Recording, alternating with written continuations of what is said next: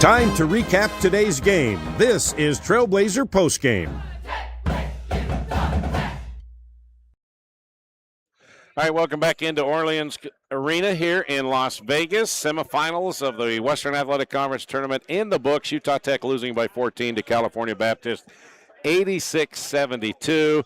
The season comes to an end for Utah Tech with 19 wins, the most ever in the Division I era. Rod Zundel and Mike Olson here for Trailblazer postgame. Mike, it's tough to take because these guys were so much fun to watch and so much anticipation, and the expectations were they were picked sixth in the preseason. They finished third, and being this close to an NCAA tournament, it's tough to take, you know, and you know, everybody's down in the dauber a little bit, but you have to look at the whole thing, the transition from Division II to Division I, to be in this position and to grow on it, and that's the key. How do you build on what they accomplished here this year? Yeah, it's not even just building on a Division II. I mean, JUCO 20 years ago. Yeah, right? True. I mean, it's just been an expedited process, a process that people have believed in from the beginning, a vision of two great presidents and two athletic directors that could see these kind of moments unfold. That's why you go to Division I, is to play in games like this, in environments like this. And you can give Utah Tech credit this year. They absolutely lived up to the hype. You know, they believed in themselves when nobody else did. Yeah, Dom Daniels, the WAC Player of the Year. Boy, did he prove it tonight. 41 points. Only one other player in double figures for the Lancers, Jaden Jackson with 19, but 41. He did it all. You didn't expect him to hit as many three-pointers as he did. He hit 4 for 7, but he hit 4 of those, and I'm covering up the thing right there. And then he just drives to the basket and draws fouls and makes shots. He's 5'10", but he gets up above everybody else when he goes to the rim. Yeah, he's three-level scorer, right? He can do it off the dribble. He can do it catch and shoot. He's great in the paint, open transition. He's phenomenal. I'll tell you what, along with his mother, I'll probably be the second most excited person to see him graduate.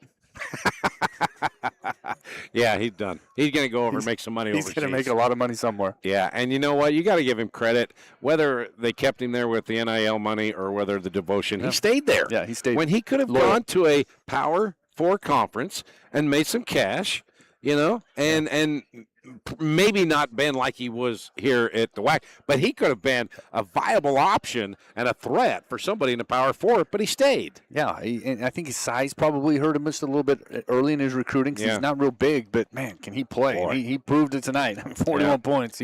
He put it on the Trailblazers. Yeah, Trailblazers for the game, they shoot 48%. You'll take that. Yep. 3-pointers, 7 for 20, 35. I thought that they needed to get 8 or 9 to have a chance. Yeah, I agree. With the length of California Baptist. Free throws, Trailblazers got to the line 15 times, made 11.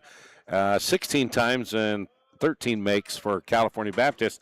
So, Mike, when you look at this, where did the Trailblazers lose this thing, and where did the Lancers win it? I'll tell you, it was the second half trend that coming out the second half. Those adjustments were made the second half. I mean, they outscored the Trailblazers 51-36 in the second half, and I think it was momentum, right? They stole the momentum.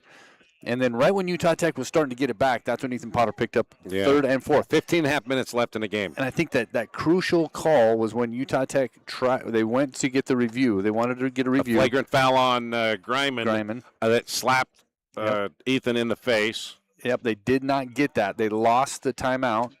And right after that, he picked up 2 fouls. And then he picked another up foul. A quick foul, and that changed the game. After that, it was just a quick 8-0 run, and then And one of our Mr. Plants keys to the game, of course, offensive rebounds. They've averaged the Lancers have 17 offensive rebounds per game in the 3 games they played each other. Tonight, 13 offensive rebounds, but that resulted into 14 second chance points. How many points did the Trailblazers lose by? Yeah, there you go. That's the difference. They lost by 14. Yeah, that's. 3-pointers, 7 for Utah Tech, 9 for California Baptist. Trailblazers made 5 fewer shots. but and a lot of that second chance points. 14 second chance points, you lose by 14. It's not I'm no math major, and I have an education, and I can figure that one out. Yeah, that's it. And if you go back, and the other key stat, Rod, is at one point in the game we talked about points in the paint, and Utah Tech had a huge advantage. It was 22 to, I believe, 12. Yeah.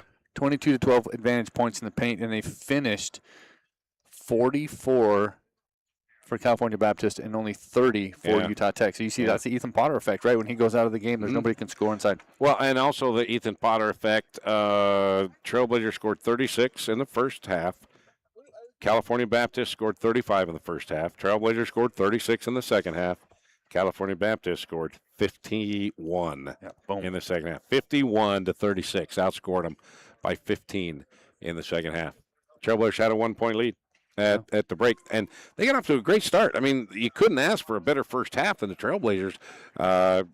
Daniels was getting his. Jackson had 8, but boy, in the second half, he really came on.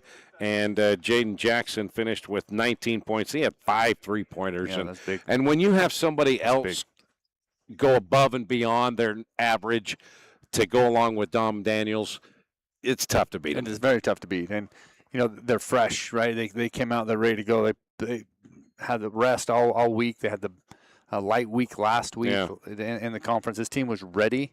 And they're excited to go play in the championship. To be honest, I hope Utah Valley beats the socks off them. I hope they, me too. I'd love to see the Wolverines punch a ticket, and especially after all that's gone on. That's right. They deserve it. Yeah, well, Wolverines are number 1 seed, and California Baptist number 2 seed, and then, if you go by that, that's who is supposed to be in the championship game. We don't quite agree with that, but Trailblazers had their chance to get that 2nd seed. But, California Baptist, I think overall as a team, they're probably a little bit more talented, down the line.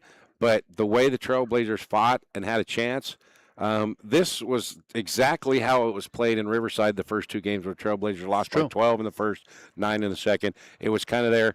On paper, the Lancers should blow out the Trailblazers. Yeah.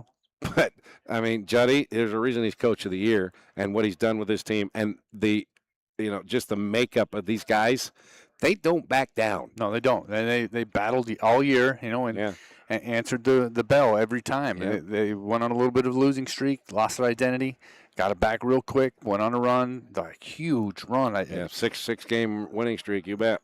Southern Utah home, they beat California Baptist, they beat Utah Valley, they beat UT Arlington, Utah Valley, right in a row. So this is the team that earned the opportunity to play in this game tonight. Yeah, we're waiting for head coach John Judkins. We may not get him because in tournaments like this, the player and a coach, they go into the press conference room. Yeah, he's not coming out. And, and so they take precedence over us. So shall we announce the player of the game? Let's do it. All right, here it comes.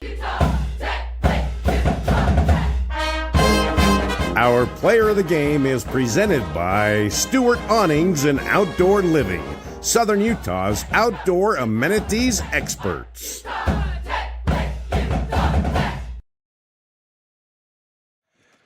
Well, for the 2nd straight night, All right. it's Ethan Potter. I mean, what a tournament he's had. 25 points last night in the win over Abilene Christian. And tonight, 25 points. But he only had 4 rebounds. That's kind of a shocker when he has that kind of night. Yeah, they did a very good job on him. Yeah. Right? And he got 7-footer, 6'10", 6'11". They just kept rotating in guys 6'10" or more. Yeah, they did, and that's tough to rebound, right? But great night for Ethan Potter. Definitely deserves player of the game. Yeah, Ethan Potter, our Stewart Awnings player of the game, all WAC first team, well deserved, and transferring from Utah Valley. And what a season he had! He may have earned himself some looks in overseas and in professional basketball because. That little one-handed hook, I mean, you mentioned in that first half, he was laying it up with one hand from 10, 12 feet. He just turned I don't know how to explain it. Fadeaway jump hook. Net. Yeah, and he just bounces off the guy, and I've never seen a fade hook, jump hook before. He's mastered it. I mean, he ought to patent that, and make a little dough off of it. But anyway, what a great way to end his career. Ethan Potter, 25 points, our Stewart Awnings player of the game. But then you go through it. Juice Holt transferred, He was in SEC twice. Twice, and wanted to get the playing time, wanted to get some playing time. Juddy brought him here, really wanted to up his game, let people see what he can do, so maybe he can get some looks professionally. And I think he did that, averaging double figures. Yeah, he did. I thought Juice Holt came in and stepped into a point guard role and played it really well. Just stepped right away. Great fit for this Trailblazers team. And you mentioned he had to go to the point guard position because he never played point guard before, but the point guard they brought in didn't work out. And then Boston Harker, he was hurt. And so they had to put a 6'7" Juice Holt in there, and he did really well. Had 12 assists. Yeah, great. At one point. So in one game. So Dario Domingos, kind of well traveled, but he came here and he really changed the complex of the complexion of 2 or 3 ball games down the stretch, especially in that winning streak. Well, you saw the impact he has on the game. As soon as he got minutes tonight, it was an automatic double team, sometimes triple team. So he's earned the respect of the other team's coach. They've got to get the ball out of his hands. Toby Aribi, the ultimate team player. He was the only returning starter and a leading scorer returning from a year ago, and the minutes weren't as much, but he always kept it on the level. And, God bless him because he's an amazing individual and team first and such an incredible dude. Well loved in the community on campus. He's one that's going to be missed. Yep. Britton Barrett, they brought him in from College of Southern Idaho to shoot the 3. Last year he got his footing under him, but really came on and was big time for Juddy this year. Yeah, great starter. Britton Barrett brought a lot of not only did he play tough and smart and knock down shots, he's just a great young man, and he's going to be very successful in everything that he does. He's a member of our SAC group. Just fantastic young man. Did we miss anybody? We got Potter, Holt, Barrett, Aribi, and Domingos. I think that's all the seniors. So, well, with NIL, you never know what's going to happen. You'd love to get Noah back. You'd love to get Chance back. You'd love to get Tanner Davis back. But you never know. Somebody may be calling with a big checkbook because they deserve it. I mean, they played well. They deserve some looks. Yeah. So I hope nobody knows them. Because can you imagine this core, Belonga, Chance, and Tanner Davis coming back next year? That would be one heck of a core group here. So, all right, Mike, well, we're going to call it a night. Juddy is in the press conference room, and he'll probably be another 20, 30 minutes, and nobody wants to listen to us for the next 20 minutes. I don't even want to listen to you, Mike. I don't even want you to listen to me for the next 10 minutes or so. I got a long drive home. Yeah, so do I. I think I'm heading home too. So, but anyway, it was a great run. Trailblazers finished with 19 wins. Semifinal loss here, 86-72 to California Baptist. They are the 3rd seed in the WAC tournament. They rose above and beyond all expectations. All WAC first teamer in Ethan Potter, all WAC freshman in Tanner Davis, all WAC second team in Noah Belonga, and the WAC coach of the year in John Judkins. Well deserved. Fun team to watch. Loved it. Just a great season, Mike. Yeah, fantastic. It's been great. All right, bud. Well, we're going to call it an end to the season and an end to our membership into the Western Athletic Conference as far as basketball. On to the Big Sky Conference next year. Should be a lot of fun. Bring it. Thank you, WAC, for allowing us to come into your conference and being Division I and getting our feet wet. So that'll do it here from Orleans Arena. We will call it a night here at WAC Vegas. Semifinal game, Trailblazers season ends with 19 wins. They lose by 14, 86-72 to California Baptist. For Chris Nelson back at the studio, for Mike Olson, I'm Rod Zundel. It's been a pleasure bringing you Trailblazer basketball this year. Fantastic season. I hope you can go away saying those were a fun bunch of guys to watch. Have a great night, everybody. See you.